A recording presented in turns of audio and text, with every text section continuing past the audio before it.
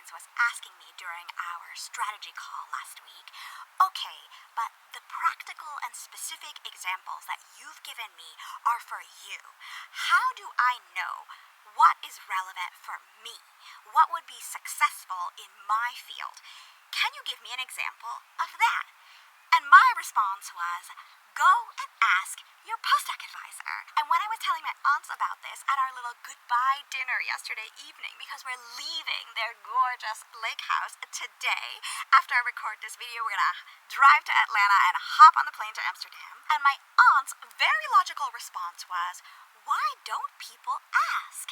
And my husband, who is a wildly successful and amazing mentor and a great PhD and postdoc advisor, chimed in with, my people also don't ask.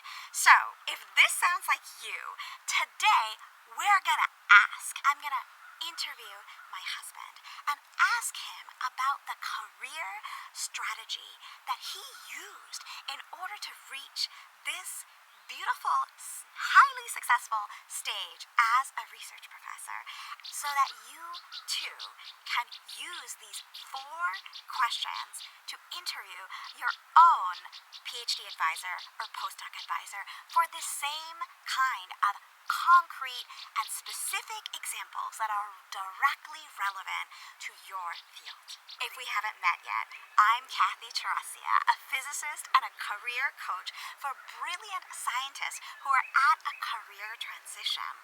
My job is to help you cross that energy barrier by defining your goals and creating a strategy, not a plan, a strategy to reach them so that you can create the career and therefore the life that you love. And if we have already met, then you know that my biggest pet peeve is when scientists confuse a strategy with a plan. As we discussed last week, a plan is not a strategy. And today, we're going to invite my husband on to walk you through his concrete, practical, specific examples on how to apply a strategy to your career.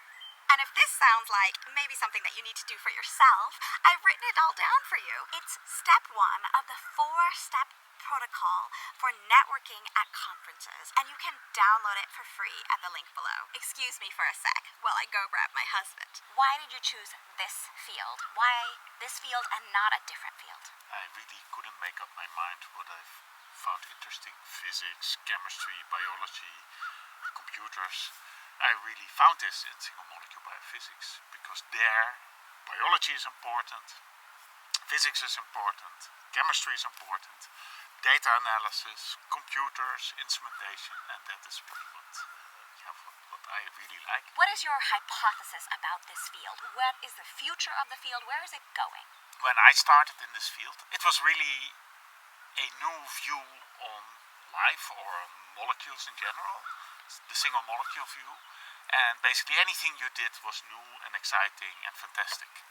Now that has completely changed in the sense that there's many people working on this. We know what is possible. We also know of quite a few things that are not possible to do. So you have to really go much deeper to make progress, to make impact. That means that you have to be creative. We've now seen enough of the studies of protein X in biology is much more complicated. It's not only protein X, but it's always in combination with Y, Z, A, B, C, D, etc., etc., etc. And then there is still 500,000 more, and all are different splicing, post-translational modifications. It's so much more complicated. The path I really chose is to go in vivo, to use, in my case, a multicellular organism. There is also an interesting prospect for building up complexity from the in vitro or ex vivo side. So we're doing, for example, single molecule studies on isolated chromosomes. They're metaphase chromosomes, so they really have these intact structures that contain probably hundreds of different kinds of proteins.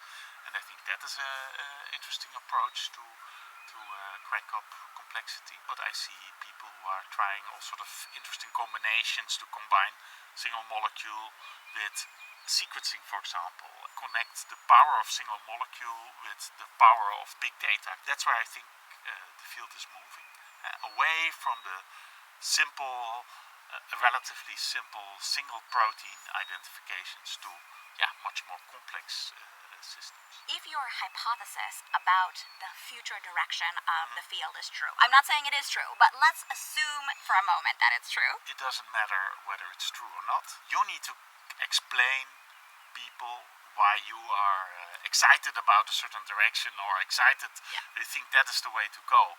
So you have to have a story there. What are you doing now in order to stand out in that field? What makes you special in the field of single molecule biophysics? What's your signature? My signature is really hand-in-hand development of tools, fluorescence microscopy, optical tweezers, single molecule tools, to develop these tools to answer questions that could not be answered before. That is really the signature. What did you do to establish that signature? From early on, I've teamed up with a colleague of mine, Gijs Buiten, who had a different kind of expertise. And we really combined our expertises and combined technology and devised a new way of looking at single molecule systems, combining optical tweezers with fluorescence microscopy. And that has been a very long-term collaboration, I think close to 20 years now, but it has been very successful for both of us. We also started a company together, Lumix, which also became an enormous success, unimaginable success. So this has been win-win. It's really good to try to find somebody like that who can complement you, not only contents-wise, but also personality-wise. Together you can often do more than one person can. What do you need to do to maintain the signature? What is important in such a collaboration is that you show your independence and your own strengths, that they are clear. It needs to be connected to what your strengths are, but it needs to be searching new things. And don't be afraid to make mistakes, to try things that do not work.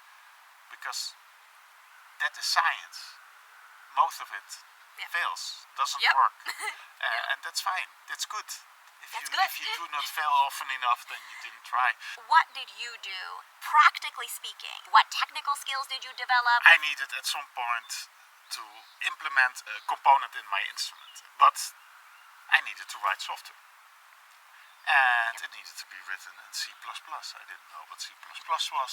Literally speaking, I bought a book, and one Sunday afternoon I read this book on the balcony in the sun. It's not publicly available, so everybody can use it. Just do it. Don't be afraid to take on these things. You heard how important being able to put his signature on his experiments was to his wildly successful scientific career. But what if you don't know what your signature is, and you don't have a postdoc advisor or a PhD advisor like my husband or like I had in Mark or Remus? How do you figure out exactly what your signature is? And that's exactly what my client and I were working on in that one-on-one strategy call last week. Part 3 of that first protocol. What is her signature? And just in case this sounds like you too, next week we're going to discuss how to find your signature.